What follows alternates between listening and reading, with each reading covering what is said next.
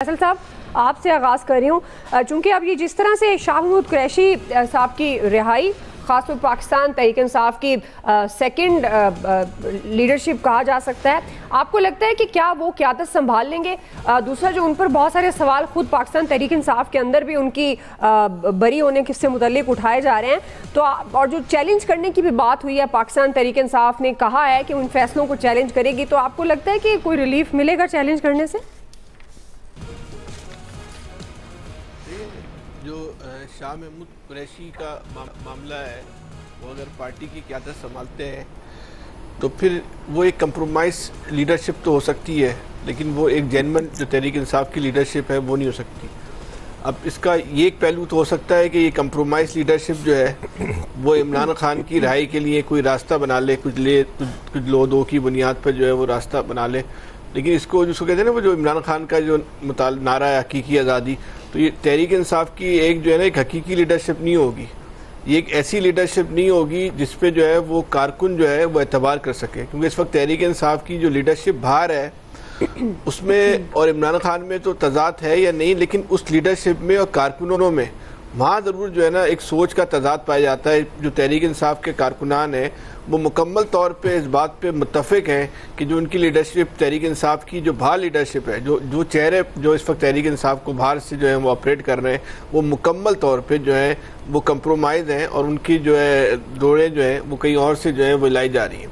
शाह महमूद कुरैशी का मामला इसलिए भी ज़्यादा मतनाज़ा हो जाएगा कि जब 26वीं आइनी तरमीम का इशू था उसमें उनके बेटे का जो किरदार सामने आ चुका है वो सबके सामने, और उसके बाद वालिद साहब को जो अगर ये मुकाम मिल जाए कि वो एक बेखौफ और क्या कह रहे थे कि जो एक आज़ाद लीडर के तौर पे तहरीक इंसाफ का काम कर सकेंगे, तो ये मुमकिन नहीं होगा। ये तहरीक इंसाफ के लोगों के लिए भी मुमकिन नहीं होगा, ये जो है वो इमरान खान के लिए भी जो है वो अच्छा सौदा नहीं होगा। लेकिन अगर ये इमरान खान की मर्जी से हो रहा है तो ये हो सकता है कि अपना शाह महमूद कुरैशी जो है वो कुछ एक पस्से पर्दा रह के जो है कोई ऐसी हिकमत अमली बना ले जिससे इमरान खान की राय का जो रास्ता निकल आए, लेकिन वो हिकमत अमली जो है वो इस्टेब्लिशमेंट की आशीर्वाद के साथ बनाई जाएगी और वो हिकमत अमली ऐसी होगी जिसमें तहरीक इंसाफ के लिए मुस्तकबिल की राहों का तयन कर दिया जाएगा कि ये आपकी जो है वो रेड लाइन है, इस रेड लाइन को आपने जो है वो क्रॉस नहीं करना।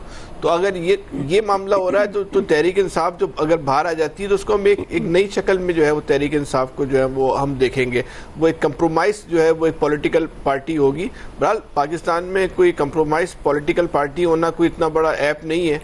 इस वक्त तो सारी पाकिस्तान की सियासी जमातें जो हैं वो कंप्रोमाइज़ से भी आगे जो है वो कंप्रोमाइज़ है।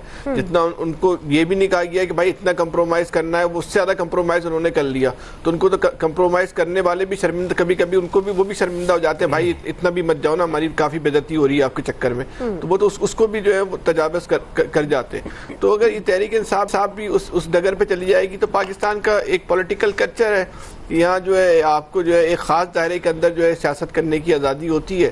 उस दायरे में आप आ चुके हैं, जब तक उस दायरे से बाहर थे तो जेल के अंदर थे, आपके साथ जो 2024 में हुआ वो हो गया। अब इस दायरे के अंदर आ चुके हैं तो ठीक है, लेकिन इस बात को समझने की ज़रूरत है कि तहरीक इंसाफ उस दायरे में आ जाती है तो फिर वहाँ से जो है फिर नून लीग का और पीपल्स पार्टी का डाउनफॉल शुरू हो जाएगा। जब तहरीक एक ज़मीनी हकीकत ये है कि तहरीक इंसाफ के साथ इस वक्त अवाम है, नून लीग के साथ नहीं है, पीपल्स पार्टी के साथ नहीं है। कुछ जुज़वी तौर पे इंटीरियर सिंध में होंगे, लेकिन वो पहले वाली सूरत हाल नहीं है।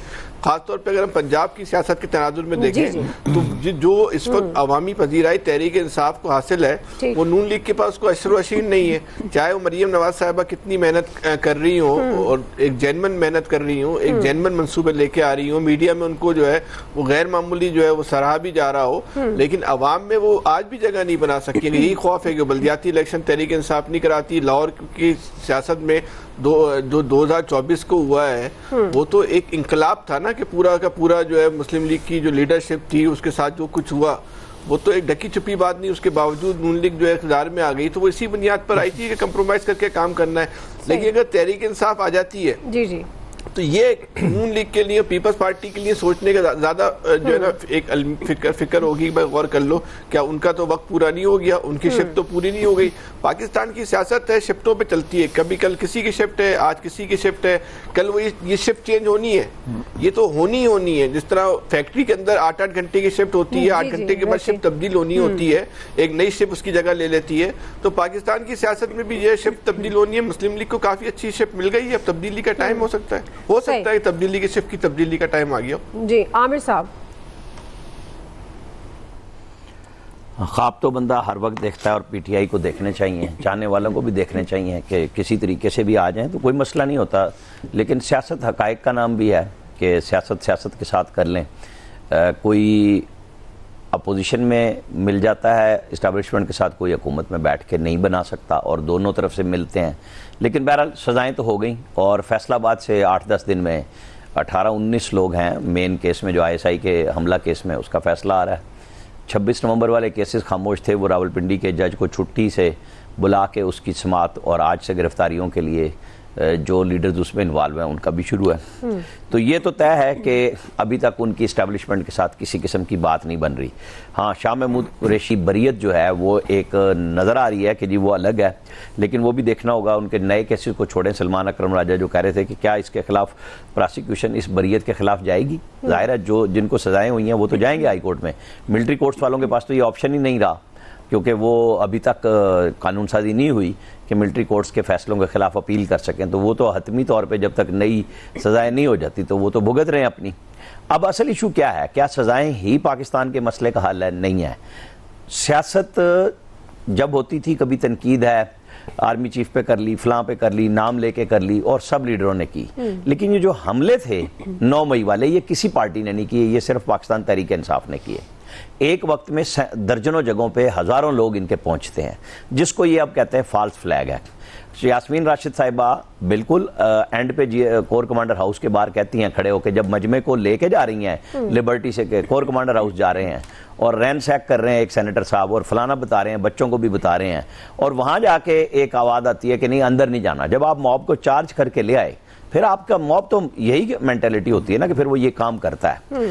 आपके लीडर इमरान खान को अब ये चाहिए कि बिल्कुल पीटीआई को समझाएं, अपने लोगों को खुद से समझाएं कि अब करना क्या है, क्या सियासत करनी है। सजाएं करा के उनका ख्याल ये है, बहुत सारे लोग इस बात पे भी लगे हुए हैं कि जो 24 ये पिछले साल जो 8 फरवरी को इलेक्शन हुए 24 में कि 3 पैदर पे सजाई हुई थी तो बड़ा फ़ायदा हो गया था, तो वो समझ रहे हैं कि शायद 5 अगस्त की जो तहरीक है उसको मोमेंटम देने के लिए ये सजाएं बहुत अच्छा होगा। तो ठीक है, पॉलिटिकली उनको चाहिए कि फिर मेहनत करें, फिर लोगों को निकाल लें, फिर जो भी मेहनत करनी है उसका रिजल्ट अवामी सतह पे आना चाहिए ना, क्योंकि मकबूलियत बेइंतहा है।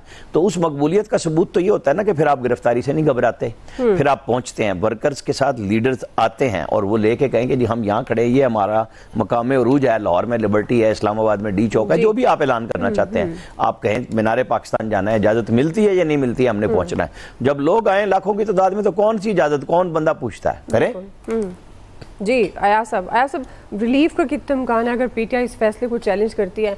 और आपको लगता है कि शायद क्योंकि अभी सलमान अकरम राजा तो कह रहे हैं क़यादत संभालना कबल अज़ वक्त बात है, तो आपको लगता है कि वो पाकिस्तान तहरीक इंसाफ जो हम बार बार बात करते हैं, बहुत सारे जलसे तहरीकों की नाकामी की कोई लीडरशिप उस तरह से नहीं है, तो क्या आपको लगता है कुरैशी साहब संभाल सकेंगे? दुआ, पहली बात तो ये कि कहा जाता है कि मुल्क स्क्रिप्ट पे चलता है और ये सज़ाएं भी देखें ना, 2 दिन से जो सज़ाएं मैं देख रहा हूँ ये भी स्क्रिप्टेड लग रही हैं कि सज़ा देनी है तो 10 साल, नहीं तो बरी। मतलब ये पहले में तो खैर बरीयत भी नहीं हुई थी, इसमें कुछ बरीयतें हो गई हैं, तो 10 साल वो तय किया हुआ है 2 जज साहबान ने कि नहीं इंसदाद दहशतगर्दी अदालत। आज वो 10 से मुझे याद आया कि आज वो बलोचिस्तान वाले वो जो सरदार साहब है उनका भी 10 दिन का रिमांड आज दे दिया अदालत ने, पहले 2 दिन का दिया था। बहरहाल 10 का हिंसा आजकल बड़ा इंपॉर्टेंट हुआ है। जहां तक बात है शाह महमूद कुरैशी साहब की, देखें इमरान खान साहब पहले दिन से डाउटफुल हैं शाह महमूद कुरैशी साहब के हवाले से। उनको हमेशा से शक रहा है कि ये शायद कोई सॉफ्ट कॉर्नर है, ये एस्टेब्लिशमेंट के क्लोज हैं, ये उस तरह से एतमाद कभी किया नहीं। लेकिन एक लीडर ने इतनी लंबी सजा काट ली अंदर बैठ के, अगर कॉम्प्रोमाइज करता तो बहुत पहले कॉम्प्रोमाइज करके बाहर आ जाता नहीं किया उसने कॉम्प्रोमाइज़। अगर उसके बेटे से कोई ऐसी हरकत हुई तो इसका मतलब ये नहीं है कि आप उसको कसूरवार करार दें। और दूसरा, ये इसी खौफ की वजह से मेरे ख्याल इमरान खान साहब ये वकीलों और इस तरह के लोगों को लेके आए थे जो आज उनकी पार्टी चला रहे हैं। तो इन्होंने क्या किया आके, मतलब ये तो उल्टी चीज़ें इन्होंने ज़्यादा बर्बाद की हैं ना, बजाय चीज़ें ठीक करने के। वो जो सज़ाएं हो रही हैं बुनियादी तौर पे इन लोगों की वजह से हो रही है ना, कि ये ना मोमेंटम बना सके, ना प्रेशर डाल सके, ना कोई पॉलिटिकल सलूशन निकाल सके उसका। शाह महमूद कुरैशी हो गए, भले इस्टेब्लिशमेंट के साथ राब्ते में हों, उनके क्लोज हों, फवाद चौधरी भले इस्टेब्लिशमेंट के करीब हों, उनसे राब्ते में हों, लेकिन ये लोग इतनी सलाहियत तो रखते हैं कि कोई सियासी हल निकाल सकें किसी तरीके से। ये वकीलों को तो आपको पता है ना, वो तो होता ही बस केस टू केस इन्होंने लड़ना होता है। वो फीस जिस केस की मिल जाती है, ज़्यादा मिल जाए ज़्यादा मेहनत कर लेते हैं, कम मिलती है तो कम मेहनत करते हैं। इनका तो मामला ही डिफरेंट होता है। पॉलिटिशियन बहरहाल उसकी एक तरबियत ऐसी हुई होती है मुख्तलिफ अदवार में, उसको पता होता है कि कहाँ तक मैंने जाना है, किस हद तक मैंने बात करनी है, किस मौके पे किस तरह से उसको संभाला जा सकता है चीज़ों को, किस मौके पे अगर गवर्नमेंट से बात करनी है, जो हुकूमतें हैं इस वक्त उनसे बात करनी है, सियासतदानों से करनी है, और सियासतदानों को साथ मिला के तहरीक कैसे चलानी है, ये सियासतदान का काम है। ये वकील हजरात नहीं कर सकते। और ये जाहिर है इन्होंने एक मुद्दत से ये लोग सियासत कर रहे हैं, और भी इस तरह के लोग पीटीआई में मौजूद हैं। इनको अगर आगे रखा जाता शायद हालात डिफरेंट होते। अब तो खैर जाहिर है सजाएं हो गई और अभी होनी है, और वो कुछ इतनी सजाएं नजर आ रही हैं कि वो गलियां हो जान सुंजियां, विच मिर्जा यार फिरे वाली सूरत हाल है कि बस पता लगेगा कि नून लीग ही है उसमें पार्लियामेंट में, और कोई पार्टी रह ही नहीं गई अल्लाह के फजल से। इतना ज़्यादा वो मुझे फिर सहूलतकारी से खालिद क्यूम साहब याद आ जाते हैं ना, उनके सहूलतकार बहुत हैं। तो वो सहूलतकारी इतनी ज़्यादा हो जाएगी नून लीग की, लेकिन जाहिर है ये भी एक वक्त तक चीज़ें चला करती हैं। अब देखिए ना, जो मैं बलूचिस्तान का हवाला दे रहा था वो सरदार साहब का, अब वो तनकीद इतनी ज्यादा हुई पूरे मुल्क में कि जज साहब तक भी पहुंच गई होगी ना, उन्होंने कहा कि यार 2 नहीं अब 10 दिन का दे दो। तो तनकीद का असर तो होता है दुआ, पत्थर पे कतरा कतरा वो गिरता रहता है पानी, अल्टीमेटली वो सुराख कर दिया करता है। ये किसी को नजर नहीं आ रहा होता, लेकिन अल्टीमेटली होता यही है। जी इलियास साहब, देखिए इनको आपस में जिस तरह इनके शुरू हो गई वो सजाएं वगैरह मिलना, इनको पीटीआई के जो 9 मई में बलवस थे, ज़ाहिर है उन्होंने देख के इसका किया है, सजाएं दी हैं पहले सरगोदा में, अब इधर भी। तो जो शाह महमूद कुरैशी के जिस तरह है सारी बात उस पर की जा रही कि शाह महमूद कुरैशी, इन पर पहले भी की जा रही थी बातचीत कि इनकी किसी से बातचीत हुई है और ये कंप्रोमाइज़ कर रहे हैं, और इस हवाले से तो जाहिर है इस सज़ा में। लेकिन अभी कुछ सज़ाएँ पड़ी हुई हैं। कल भी उनके बाद जब उनके लीडरों से बातचीत की